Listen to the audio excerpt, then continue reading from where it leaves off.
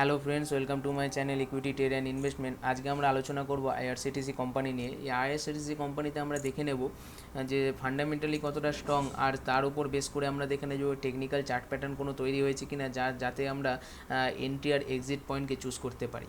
আমরা ফান্ডামেন্টালের জন্য স্কিনার.ইনে চলে যাই।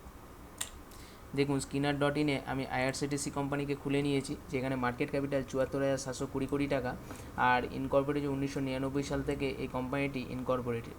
আর স্টক পি যেখানে 62.8%, আর ইন্ডাস্ট্রি পির থেকেও কিন্তু কমে পাওয়া যাচ্ছে 63.5-এর থেকে। আর আরওসি 53.8, আর আরওই 40%-এর বেশি।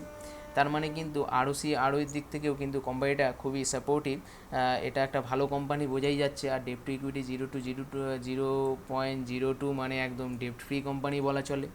আর এরপর যদি আমরা নিচে চার্টে চলে যাই, চার্টে যদি আমরা পি রেশিও চার্ট দেখি, পি রেশিও চার্টে একদম মিডিয়ান পির নিচে পাওয়া যাচ্ছে 62.7%। মানে এর আগে কিন্তু এতটা নিচে দেখুন ছিল সেই 2020 সালে ছিল, তারপরে কিন্তু একটা বাউন্স ব্যাক করে 2021 সালে এতটা বৃদ্ধি পেয়েছিল। আবার কিন্তু সেই আমরা মিডিয়ান পির নিচেই পাচ্ছি। আবার 10 ইয়ার্সে দেখি, 10 ইয়ার্সেও মিডিয়ান পির নিচে, 5 ইয়ার্সে মিডিয়ান পির নিচে, 3 ইয়ার্সে সেটাও মিডিয়ান পির নিচে পাচ্ছি আমরা। তাহলে কিন্তু কোম্পানিটা লো ভ্যালুয়েশনে পাওয়া যাচ্ছে, এটা দেখে আমরা বুঝতে পারলাম।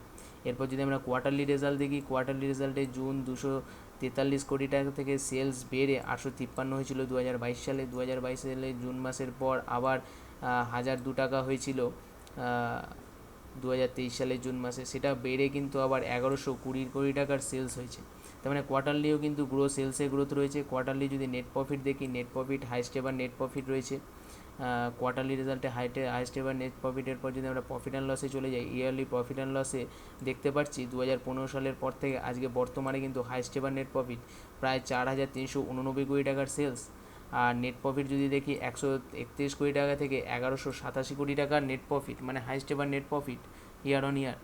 আর এরপর যদি দেখি ব্যালেন্স শিট, ব্যালেন্স শিটে ইকুইটি ক্যাপিটাল যেখানে 160 ছিল ইকুইটি ক্যাপিটাল, রিজার্ভ কিন্তু হাইস্ট এভার রিজার্ভ 3,070 কোটি টাকার রিজার্ভ হাইস্ট এভার। সেখানে ফিক্সড অ্যাসেটও কিন্তু 343, মানে সেকেন্ড হাইস্ট এভার। আর সিডাব্লিউআইপি হাইস্ট এভার, সিডাব্লিউআইপি মানে সিডাব্লিউআইপিটা যখন ওয়ার্ক ইন প্রোগ্রেস থেকে যখন ফিক্সড অ্যাসেটে অ্যাড হবে, তখন কিন্তু নেট প্রফিটে সেটার আমরা দেখতে পারবো রিফ্লেক্ট হবে। আর যদি আমরা নিচে চলে যাই শেয়ার হোল্ডিং প্যাটার্নে প্রোমোটার্স যেখানে তার স্টেককে অ্যাকুরেট রেখেছে, কোনো চেঞ্জ করেনি। এফআইআই সামান্য একটু কমালেও সেটা কিন্তু ডিআইআই কিন্তু সেটাকে হোল্ড করছে, আরও বাড়িয়েছে। দেখুন, আগে মার্চ 2024 থেকে বাড়িয়ে কিন্তু জুন 2024-এ কিন্তু 1% বাড়িয়ে ফেলেছে।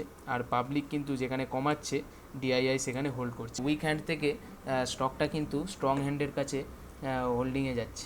এটা কিন্তু একটা খুব ভালো প্লাস পয়েন্ট। এরপর যদি আমরা টেকনিক্যাল চার্ট প্যাটার্ন দেখি, টেকনিক্যাল চার্ট প্যাটার্নে আমরা আইআরসিটিসিতে চলে যাই।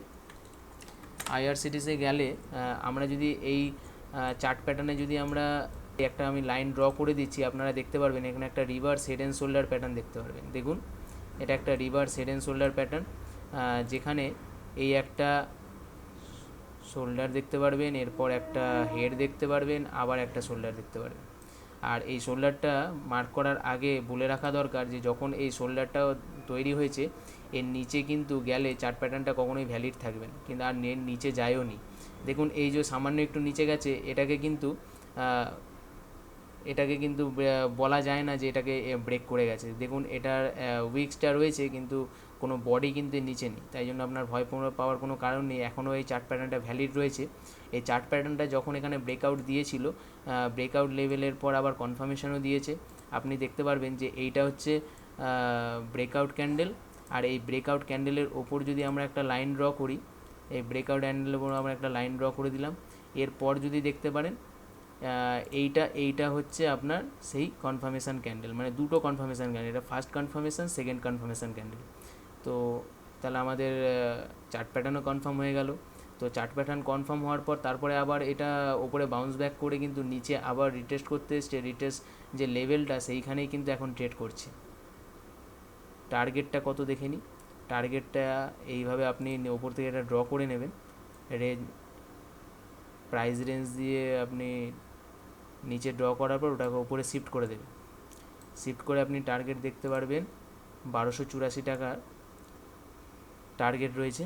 এখন বর্তমান প্রাইস থেকে কতটা রয়েছে, বর্তমান প্রাইস থেকে যদি আমরা দেখি, বর্তমান প্রাইস থেকে যদি এইখানে আমাদের এখন চলছে, সেইখান থেকে বর্তমান থেকে 37% স্টকটা গেন দিতে পারে আপনাকে।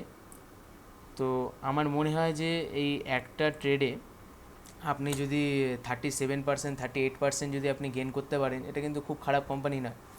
আর যেখানে আজকে মার্কেট অল টাইম হাইতে ট্রেড করছে, আপনার ভয় পাওয়ার কোনো কারণ নেই যে এখন টাকাটা আমরা হোল্ড করে রেখে দিই, আবার যখন মার্কেট ক্র্যাশ করবে তখন আমরা টাকাটা ইনভেস্ট করব। আপনি তখন কিন্তু অনেকগুলো স্টককে আজকে যে ডিসকাউন্টে পাওয়া যাচ্ছে সেটা নাও পেতে পারে।